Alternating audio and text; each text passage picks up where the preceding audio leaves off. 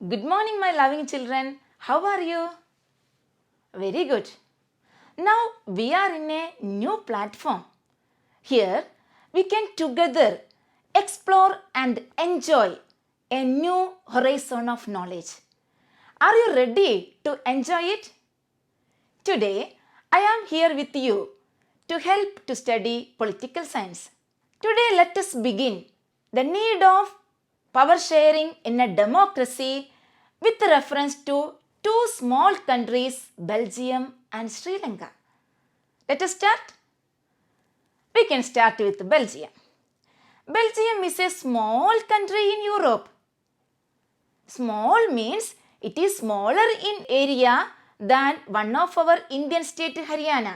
Belgium has a little over 1 crore population. That is about half the population of Haryana.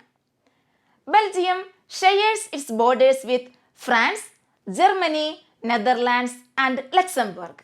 There is a saying, small is beautiful. But in this small country, the condition was not beautiful. Do you know what is the reason for that? The ethnic composition of this small country is very complex. What is meant by the term ethnic? Ethnic is a social division based on a shared culture. Now we can see the ethnic composition of Belgium. In Belgium, the people were divided on the basis of language. Out of the total population, 59% people speak Dutch language and they live in the Flemish region. 40% people speak French language and they live in the Wallonia region. How many percentage is remaining? 59% were Dutch speakers. 40% were French speakers. How many percentage is remaining? Yes, very good. Only 1%. That 1% people speak German language. Brussels is the capital of Belgium. In the capital city Brussels, the situation is different from that country. 80% were French speakers and only 20% were Dutch speakers. From this, it is clear that in the country Belgium, Dutch speakers are majority but they are minority in the capital city Brussels. Like that, the French speakers are majority in the capital city Brussels but they are minority in the country. Here we can see the map of Belgium. In the center, capital city Brussels. We can see the Flemish region and Wallonia region. In one side of the Wallonia region, we can see some lines. These are the settlement area of the German speakers. These minority French speakers were rich and powerful in the society. Then what will be done by the Dutch speakers? They were majority in the country. Definitely, they opposed the power of that French speakers. These Dutch speakers got the benefit of economic development and education much later. This led to a tension or conflict between the Dutch-speaking community and French-speaking community in Belgium during 1950s and 1960s. Which is the capital of Belgium? Very good, Brussels. In Brussels, the problem was more acute or more serious. What is the reason for that serious problem in Brussels? Brussels faced another problem. Dutch speakers are majority in the country, but they are minority in the capital. This is the ethnic composition of this small country, Belgium. Let us compare with another small country, Sri Lanka. Sri Lanka is an island nation. It is few kilometers off the southern coast of Tamil Nadu. It has a population of 2 crore, same as the population of Haryana. Like Belgium, Sri Lanka also has social diversity. The majority of the people in Sri Lanka were Sinhala speakers, 74%. Other community is Tamil speakers, they are 18%. These Tamil speakers of Sri Lanka are again divided into two, Sri Lankan Tamils and Indian Tamils. Tamil speakers total 18%, Sri Lankan Tamils 13% and Indian Tamils only 5%. These two terms, Sri Lankan Tamils and Indian Tamils, from this word we can simply understand what is the meaning of these Sri Lankan Tamils and Indian Tamils. Sri Lankan Tamils, Tamils in Sri Lanka.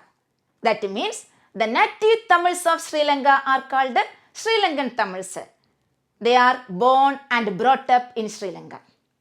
Then what is meant by Indian Tamils? Yes, from India to Sri Lanka. Their forefathers came from India to Sri Lanka as plantation workers during the colonial period. These Sri Lankan Tamils settled in the north and east part of Sri Lanka. We can discuss the religious belief of different social groups in Sri Lanka. The Sinhala speakers, they believed in Buddhism. Then Tamil speakers, they believed in Hinduism or Islam. In Sri Lanka, there are about 7% Christians. Now, definitely, there will be a question in your mind. Buddhist people speak Sinhala language. Most of the Hindus and Muslims speak Tamil language. Then what will be the language of the Christians? The Christians used both language, Sinhala language and Tamil language. This is the social diversity in Sri Lanka. Here you can watch the map of Sri Lanka. In the majority place, Sinhala speakers are settled. In the north and eastern part of Sri Lanka, Sri Lankan Tamils are settled. Now we discussed the different social groups in Belgium and Sri Lanka. In these two countries, majority communities are there, minority communities are there. Let us imagine what would happen in these two countries if the communities are not ready to share power.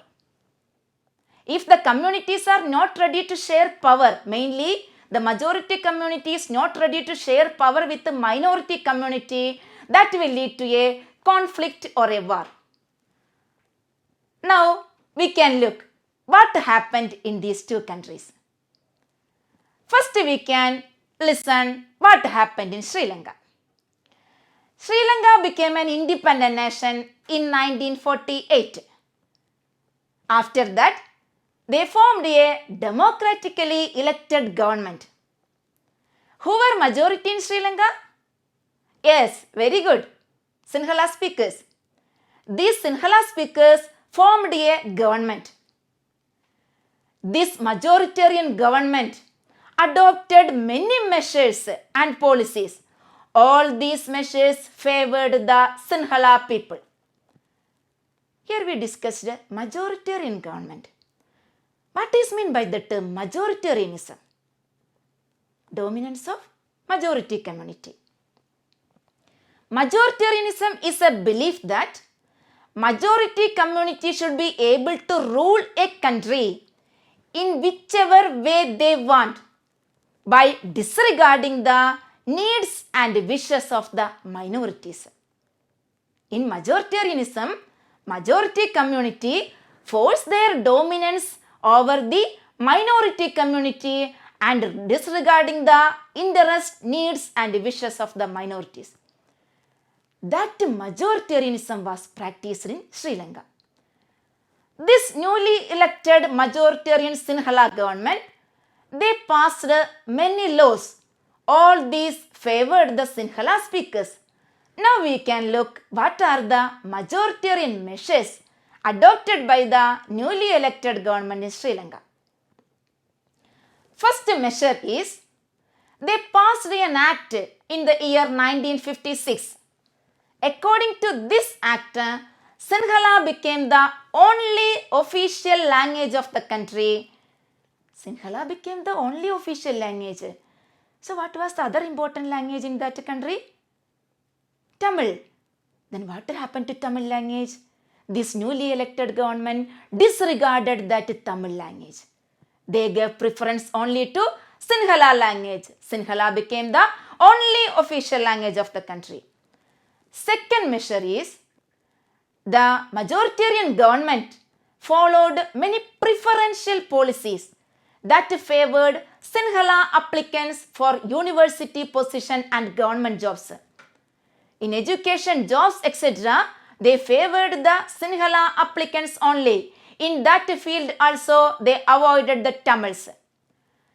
Third majoritarian measure is related with religion. What was the religion of the Sinhala speakers? Very good, Buddhism. Then definitely this majoritarian government passed many measures to protect and promote Buddhism. The newly elected government protected and promoted Buddhism. All these three majoritarian measures created a feeling of alienation among the Sri Lankan Tamils. The Sri Lankan Tamils believed that the government formed by the Buddhist Sinhala leaders were not sensitive to the language and culture of the Tamil speakers. The constitution and the government policies denied their equal political rights, discriminated against them in getting jobs and other opportunities. And all these measures ignored the interest of the Tamils. All these majoritarian measures, government policies, constitution, in every field they faced discrimination. Then Sri Lankan Tamils formed many political organizations. With the help of these political organizations, Sri Lankan Tamils put forward some demands to the Sinhala government. In the next class, we can continue with what were the demands put forward by the Sri Lankan Tamils to the Sinhala government in Sri Lanka.